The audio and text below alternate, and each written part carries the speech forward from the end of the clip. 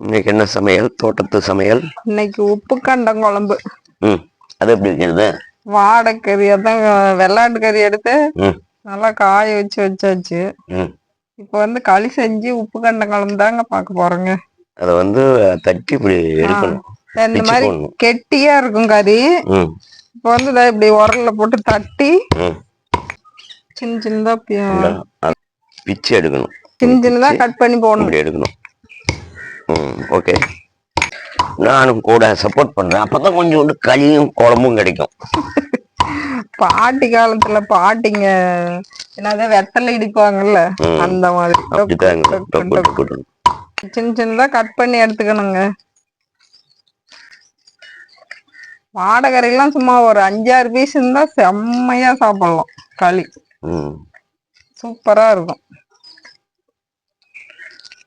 செஞ்சு கொடுத்தா சாப்பிடறதுக்கு நல்லதா இருக்கு. செய்யக்குள்ள எப்படி இருக்குதுன்னு பார்ப்போம். நீங்க என்ன செஞ்சத பாக்கல, சாப்பிட்டுதான் பாத்துக்கிறீங்க.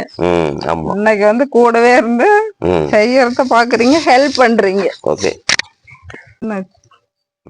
கடுகு போட்டுக்கலாம்.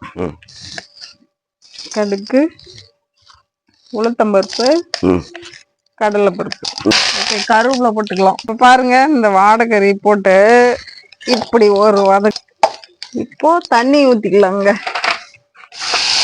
தண்ணி நிறைய ஊத்திக்கணும், இது அப்பதான் வேகும் வாடைக்கறி. இப்ப மிளகாத்தூள் போட்டுக்கலாங்க.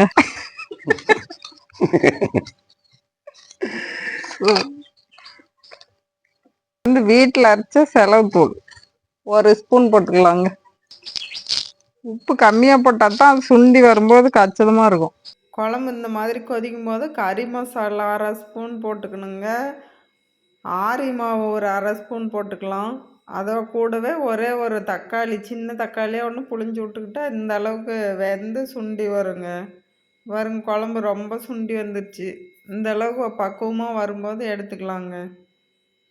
குழம்பு அப்படியே சூப்பராக டேஸ்ட்டாக இருக்குங்க. பாருங்கள், எங்கள் வீட்டில் களியும் ரெடி ஆயிடுச்சு. வாடைக்கறி குழம்பு, களி செம்ம சாப்பாடுங்க. பார்க்கவே சூப்பராக இருக்கும். பாரு, பஞ்சு மாதிரி வந்துருச்சுங்க.